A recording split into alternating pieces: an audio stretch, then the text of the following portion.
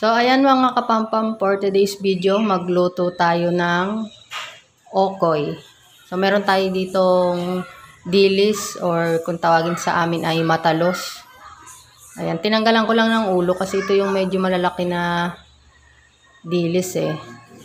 Tapos, meron tayo ditong crispy fry. Ayan, para crispy ang ating okoy. So, ayan, simulan na natin ang pag-mix-mix nito. So, ayan, simulan natin at ilagay na natin ang crispy fry. Nilahat ko na kasi medyo madami-dami rin tong matalos or dilis nga kung tawagin. So, kung saang lugar ninyo, hindi ko alam kung anong tawag nyo dyan. Pero sa amin kasi sa Quezon. Ayan, tapos nilagyan ko din ng konting harina. Ayan, tapos haluin lang natin. Ayan, halo-halo para makoat lahat yung mga matalos. So, ganyan lang. Halo-halo. Tapos, syempre, ano natin yan. Lagyan nyo ng itlog. Para hindi siya didikit sa ano masyado sa kawali. Yan, lalagyan natin ng itlog. Kasi yung iba, nilalagay nila tubig para medyo ano lang. Pero, mas maganda yung itlog. Hindi siya masyadong didikit sa kawali pag pinirito nyo. Yan, ganyan. Tapos, mix-mix lang ulit. Hanggang makoat na. Yan, ganun lang. Gayahin nyo na din kung mayroon kayo dyang mga ganyang isda na maliliit. Sarap kasi to. Favorite ko to eh. Tapos, sausawan mo ng suka na maanghang. Madaming sibuyas at sili, di ba? So, ayan, ganun. Halo-halo lang. Continue. Yan. Tapos, lagyan nyo din ng paminta. Konting paminta yan. Meron yan yung pino. So, nilagyan ko na yan. Yan, ganyan lang dapat, oh. Ayan, meron pang nabubuo-buo. Yan, kailangan medyo lahat sila. Yan, medyo nabasa-basa kasi meron nga yung may buo-buo pa eh. So, ganun lang. Tuloy-tuloy lang hanggang paghalo. Yan. Tapos, kasunod natin yan, syempre. Yan. Simulan na natin ang ating pagpiprito. At ayan na nga, oh, nakasalang na. So, ayan lang, dire-diretso lang at hanggang matapos tayo ng pagluluto.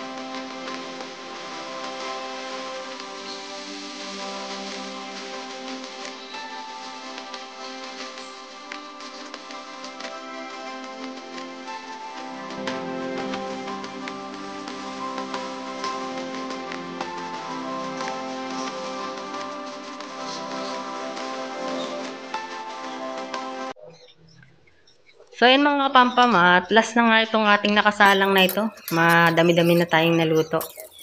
Ayan. Ayan, ganyan lang. Yung brown-brown lang siya. Ayan na. Hiwalay pa yung kabiyak. Ayan. Kung kailan last, saka humiwalay.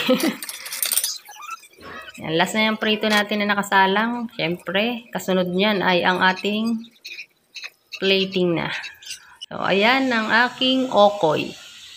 Ayan. Diba? May sili. Ayan, may suka na may sili. So, ayan lang mga kapampam. Thank you for watching. At sana magbigyan kayo ng idea sa pagluluto ng ulam. Kung nahihirapan kayong mag-isip sa pagluto ng ulam or ano. So, ayan ang ating okoy. Thank you for watching. Sa susunod ulit.